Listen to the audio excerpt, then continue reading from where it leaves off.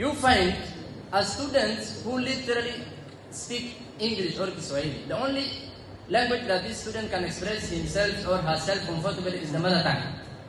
Goes there and scores a straight B plane or an A minus. In English. You see? That is now, hata kama ni kukopi, hiyo huwezi sema ni kukopi. That is beyond kukopi. How do you copy what you don't know? That is why I am very much convinced this mismanagement has went to an extent of even result entry. Mtihani inamakiwa, inawekwa mahali, ikikuja kwa entry, watu ile mashule zinajisikia zinawekewa zile vitu zinataka. Because you cannot convince me mtu hajui kuongea Kiswahili na Kizungu anapata B plane. Hata kama amekopi namna gani? I wish to make two comments. The first one is on enrollment and the second one on performance.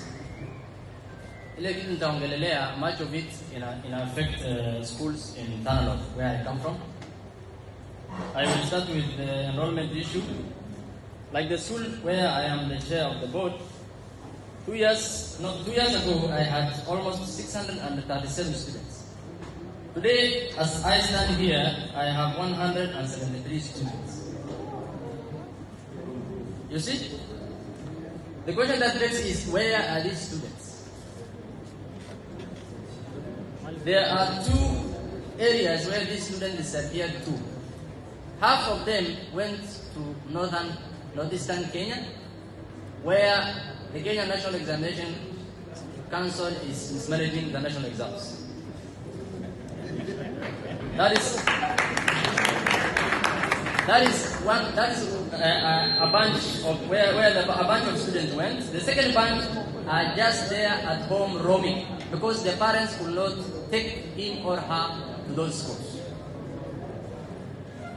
Unfortunately, the form force that I have in the school now, 3 years ago, we admitted 178 students in Form 1. When they were in Form 2, they were 167. In Form 3, they dropped to 153. And Form 4 today, they are 57 in number. We are losing these students, and you know, the county director of education knows. The capitation from the ministry comes according to the number of students you have. I'm not expecting good money from the ministry come next time. Why? Because down from 600, I'm expecting the capitation for 173 students. How do I pay the support staff?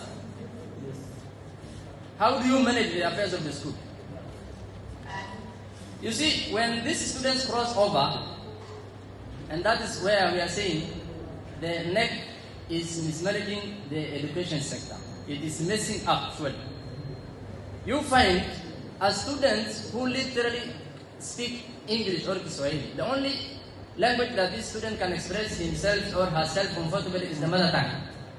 Goes there and scores a straight B plane or an A minus. In English. You see? That is now, hata kama ni kukopi, hiyo huwezi sema ni kukopi. That is beyond kukopi. How do you copy what you don't know? That is why I am very much convinced this mismanagement has went to an extent of even result entry. Mtihani inamakiwa, inawekwa mahali, ikikuja kwa entry, watu ile mashule zinajisikia zinawekewa zile vitu zinataka. Because you cannot convince me mtu hajui kuongea Kiswahili na Kizungu anapata B plane. Hata kama amekopi namna gani? So, Mheshimiwa Senator was saying, when we are talking, let us talk solution-oriented. Let us provide solutions. This is something maybe the elected leaders can try. We can't do anything about it alone. I want to come to the issues of performance. These things are interrelated. Why? When you come to performance, these students of ours, vile Mheshimiwa from Kinduni amesema, there is something beyond marking these exams. Mimi, a good case, niko na mwanafunzi hapa, by the name, she's a lady Hafsa. She has never scored a C+ in the internal exam since Form 1. Form 4, Term 1 and 2, she had a B-. Juzi amefanya mtihani amepata C-. How? That talks volume. It means kama mwanafunzi wa hii huku area zetu akiperform, no, this one will make it, the graph to be in balance. Kwa hivyo lazima aweke kwa ile graph ya kawaida. Hata kama umeenda juu unavutwa chini, so that at least the equation will be balanced. So for stream, we are losing students to those areas. Na nimesema the other half they are at home. Why are they at home? They have given ultimatum to their parents. They either take them to northern Kenya or Garissa County where these private schools are doing their things. Failure to which the student decided to remain at home, and that's how they are at home. So those are the two challenges I am bringing on the table. I don't know what you can do about it, but there is mess. We are education stakeholders. I don't know if they are representative of NEC here, but they have really messed the education sector. That should be communicated loud. They have messed it.